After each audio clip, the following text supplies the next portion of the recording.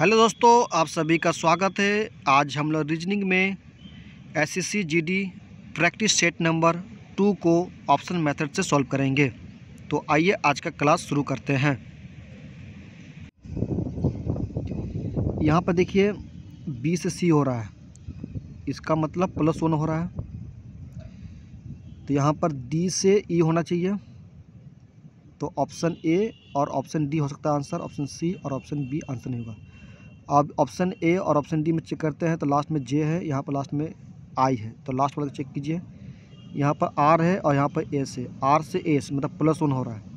इसी तरह यहाँ पर एच लास्ट में है, तो एच के बाद क्या आता है, आई आता है। इसका मतलब ऑप्शन ए हो जाएगा राइट आंसर। यहाँ पर देखिए एम का ऑपोजिट लेटर क्या होता है, एन, और एन का प्लेस वैल्यू 14 होता है।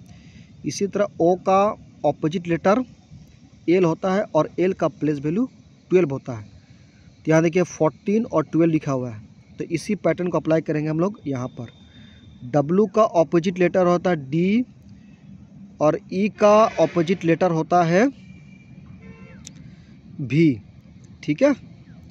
तो डी का प्लेस वैल्यू 4 होता है और भी का प्लेस वैल्यू 22 होता है। तो 4 और 22 ऑप्शन बी और ऑप्शन ए में है, तो ऑप्शन सी और ऑप्शन डी नहीं होगा।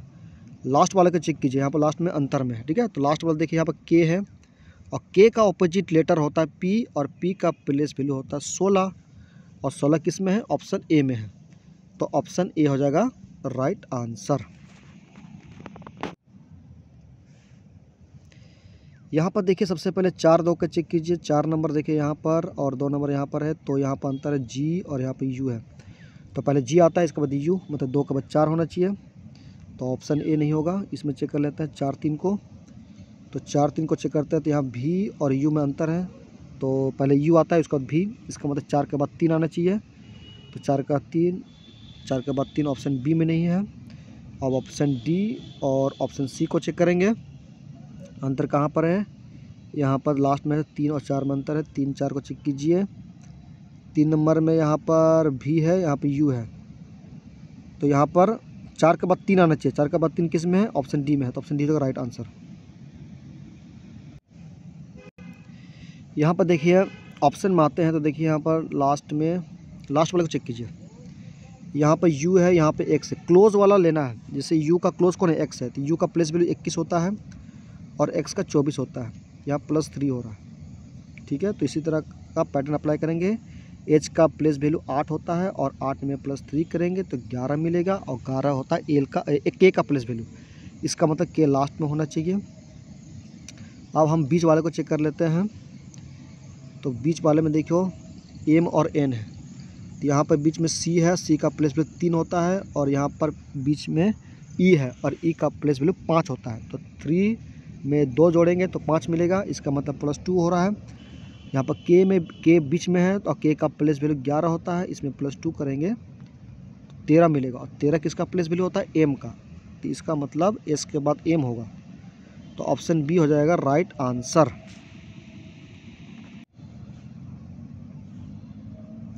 यहाँ पर देखिए डी बी, तो सबसे पहले चेक कर लेते हैं डी और ए को। डी का प्लेस वैल्यू 4 और ए का प्लेस वैल्यू 1, तो कितना कम हो रहा है, -3। इसी तरह से यहाँ चेक कर लेते हैं जे का प्लेस वैल्यू 10 और जी का प्लेस वैल्यू 7 होता है, तो इसमें भी -3 हो रहा है। तो इसी पैटर्न को अप्लाई करेंगे ऑप्शन में। तो देखिए भी का प्लेस वैल्यू कितना होता है, 22, और एस का प्लेस वैल्यू 19, यहाँ पर -3 हो रहा है, इसका मतलब ऑप्शन ए हो जाएगा right answer. Option b, option d और ऑप्शन सी आंसर नहीं होगा। यहाँ पर पेड्रियन अनुपात चिल्ड्रेन है, तो डर्माटोलॉजिस्ट अनुपात क्या होगा, स्किन होगा। पेडिट्रिशियन का मतलब होता है बच्चों का डॉक्टर, और डर्माटोलॉजिस्ट का मतलब होता है स्किन का डॉक्टर। यहाँ पर 10 में से 20 और 10 का अंतर निकालेंगे तो 10 मिलेगा, और 10 को 9 से गुना करेंगे तो 90 मिलेगा। इसी तरह से 25 और 10 का अंतर निकालेंगे तो कितना मिलेगा, 15, और 15 को गुना कर देंगे 9 से तो 135 मिलेगा। ठीक है। तो यहाँ पर 9 गुना किया जा रहा है, इसका मतलब सबसे पहले 9 का मल्टीपल चेक करेंगे। तो ऑप्शन सी और ऑप्शन बी में यहाँ पर 9 का मल्टीपल है, यहाँ पर भी 9 का मल्टीपल है। ऑप्शन ए और ऑप्शन डी आंसर नहीं होगा। सेकंड स्टेप क्या है, 18 और 10 का अंतर निकालेंगे। तो अंतर कितना मिलेगा 10, और इसको गुना करेंगे, सॉरी अंतर कितना मिलेगा 8 मिलेगा, और इसको गुना कर देंगे 9 से तो 72 मिल जाएगा।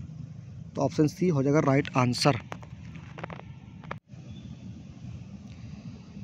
यहाँ पर देखिए 7, 50, 351। 351 नंबर 7, 50 से बहुत ही बड़ा नंबर है। यहाँ पर गुना मेथड यूज होगा। 7 के साथ 7 को गुना करते हैं, +1 करेंगे तो 50 मिलेगा। इसी तरह से 50 को 7 से गुना करेंगे और +1 करेंगे तो 351 मिलता है। तो इसी कंसेप्ट को अप्लाई करेंगे यहाँ पर, और यहाँ पर यूनिट डिजिट कंसेप्ट को भी अप्लाई करेंगे। 2, 4, 5, 8 का यूनिट डिजिट क्या होता है 8 होता है। 8 को गुना करेंगे हम लोग पहले 7 से, फिर +1 कर देंगे। तो 8 से 56, 56 + 1 57, 57 का यूनिट डिजिट 7 है। तो 7 यूनिट डिजिट को ढूंढेंगे ऑप्शन में, तो ओनली ऑप्शन सी जिसमें यूनिट डिजिट 7 है। तो ऑप्शन सी हो जाएगा राइट आंसर।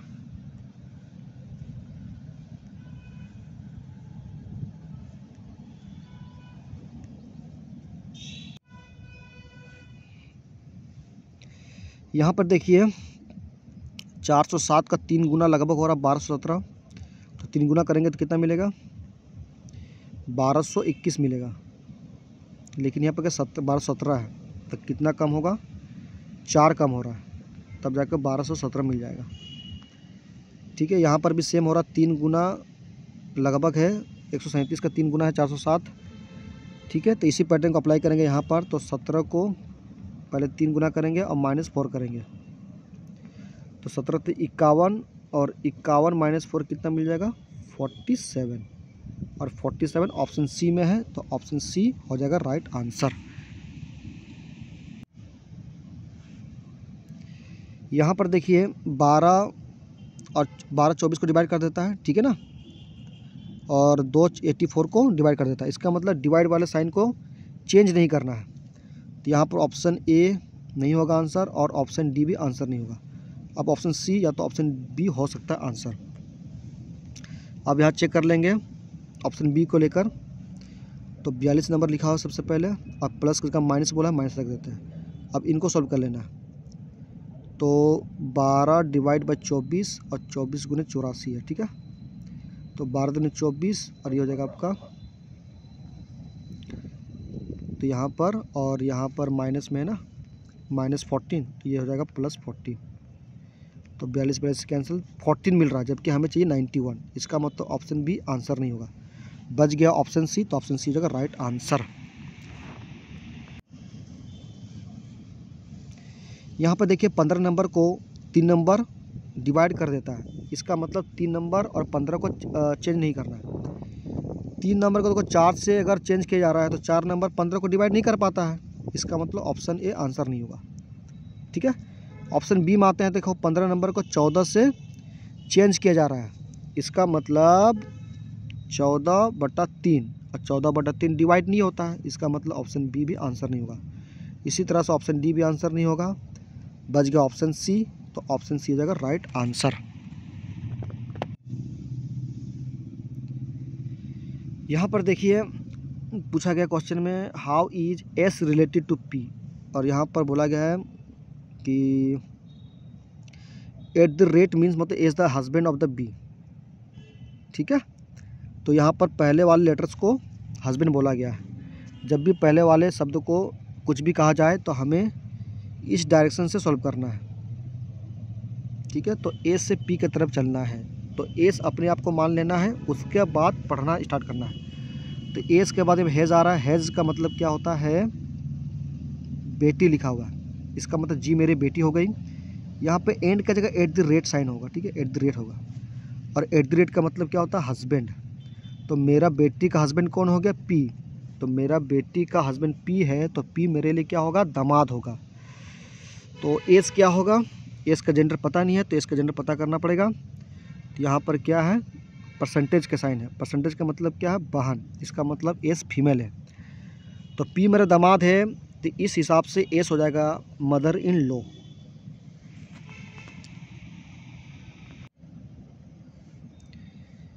यहाँ पर बोला गया है कि LMNO साउथ की तरफ फेस करता है, 1 2 3 4, ठीक है, 1 2 3 4। यहाँ पर LMNO है।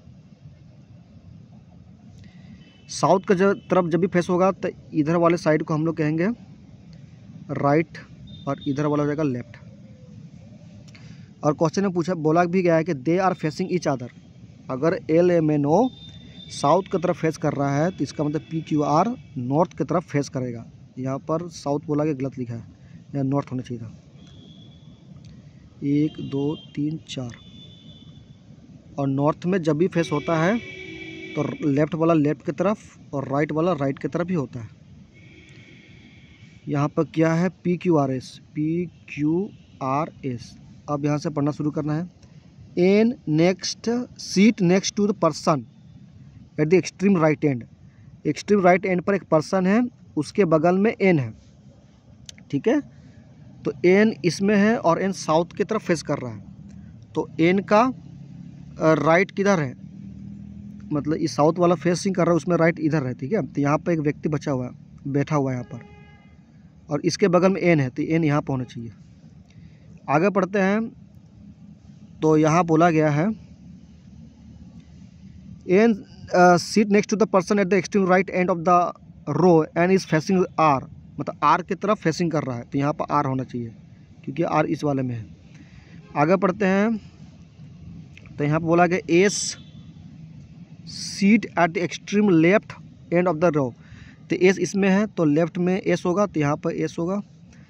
और q seat the immediate right of the r. R इसमें है तो आर के राइट में कौन है, क्यू है, तो यहाँ पर क्यू हो गया। तो एस आर क्यू हो गया, बच के गया पी, तो पी को यहाँ पर पुट करो। आगे पढ़ते हैं हम। And is facing L. L को फेस कौन कर रहा है, क्यू कर रहा है, मतलब क्यू का ऑपोजिट में एल होगा, मतलब एल यहाँ पर होना चाहिए, ठीक है। आगे पढ़ते हैं। तो O seat at extreme end of their रो।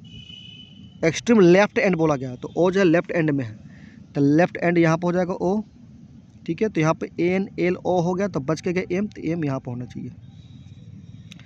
अब सवाल पाते हैं, क्या पूछेगा, who seat at the extreme right end of the row of the people facing south बोला गया, ठीक है।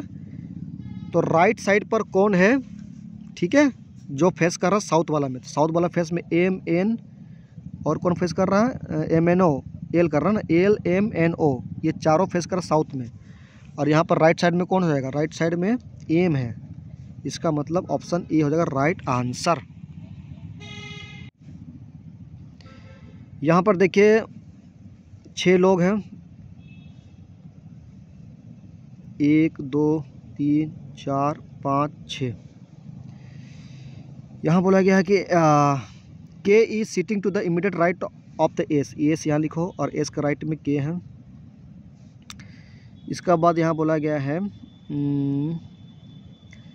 And to the immediate left, क्या बोला, k is sitting to the immediate right of the s and to the immediate left of the m, तो m यहाँ पर होना चाहिए।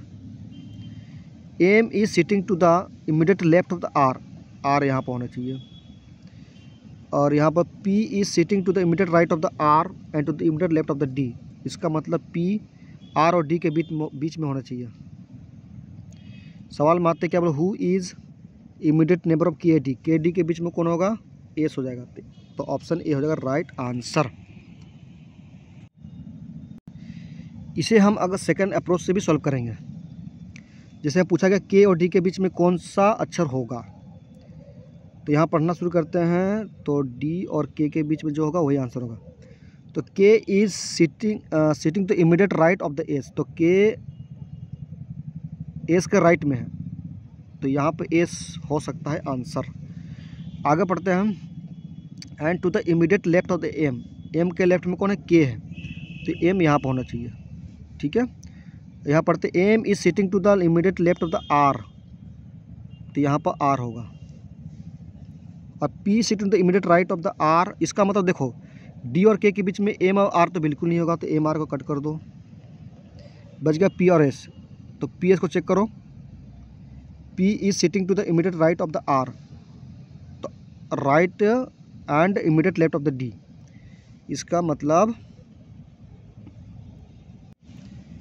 यहाँ बोला P is sitting to the immediate right of the are, तो यहाँ पर हो सकता है पी, कहाँ पर हो सकता है पी, बी यहाँ पर हो सकता है, क्योंकि आर के राइट में बोला गया है ना। तो इसका मतलब पी भी आंसर नहीं होगा, तो बच गया ऑप्शन है, तो ऑप्शन ए हो जाएगा राइट आंसर। आई होप आप दोनों कंसेप्ट को अच्छी तरह से समझ गए होंगे।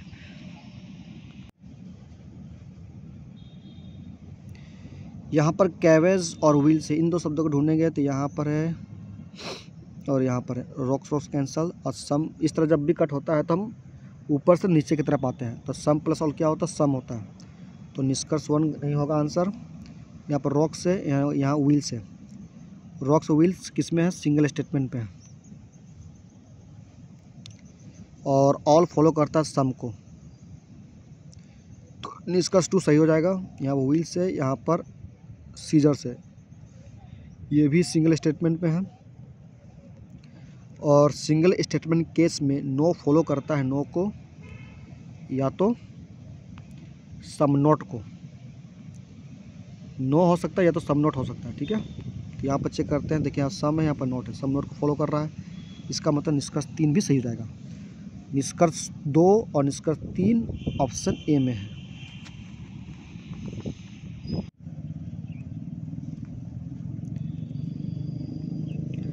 देखिए यहाँ पर ऑप्शन ए और सी को चेक करते हैं, तो अंतर क्या है, इस 6 में अंतर है। तो यहाँ पर 6 नंबर इस तरह का है, 6 नंबर इस तरह का होना चाहिए, तो ऑप्शन ए नहीं होगा आंसर।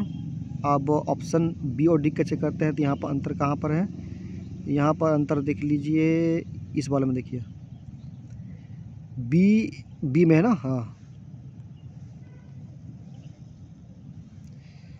तो यहाँ पर देखिए बी इस डायरेक्शन में है, इधर आने के बाद इस तरह डी इस डायरेक्शन में होगा, तो ऑप्शन बी नहीं होगा आंसर। अब हमें ऑप्शन डी और सी को चेक करेंगे, तो ऑप्शन अंतर कहाँ पर, यहाँ पर देखिए एम है, यहाँ पर एन दे दिएगा। इसका मतलब यहाँ पर तो एन नहीं है, 7 के बगल में एम है। ठीक है, तो ऑप्शन सी हो जाएगा राइट आंसर।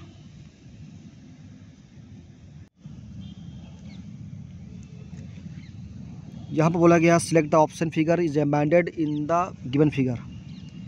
ऑप्शन ए को चेक करते हैं, ये वाला इमेज यहाँ पर रोटेशन अनुमति नहीं है बोला गया। ठीक है, तो ऑप्शन ए नहीं होगा। ऑप्शन बी को चेक करते हैं, देखिए ये वाला इमेज आपके यहाँ पर है, दिख रहा है ये वाला साइन इसमें है ना गिवन, इसका मतलब ऑप्शन बी हो जाएगा राइट आंसर।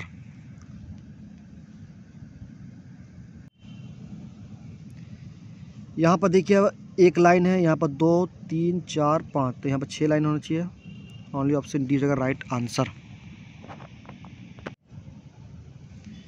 यहाँ पर मिरर इमेज का कंसेप्ट लगाएंगे,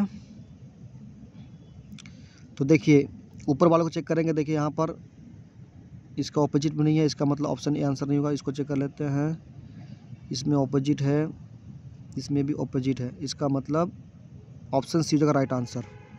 इसको चेक करेंगे तो देखिए यहाँ पर त्रिभुज है, यहाँ पर सर्कल है, ऑपोजिट नहीं है, इसका मतलब नहीं होगा। ऑप्शन सी को भी चेक करेंगे तो देखिए यहाँ पर त्रिभुज है, यहाँ पर सर्कल है, इसका मतलब ऑप्शन डी भी आंसर नहीं होगा। तो इस तरह से ऑप्शन सी होगा राइट आंसर। ये रीजनिंग का आखिरी क्वेश्चन था। अगर वीडियो अच्छी लगी हो तो प्लीज़ वीडियो को लाइक शेयर एंड चैनल को सब्सक्राइब करें। Thank you so much.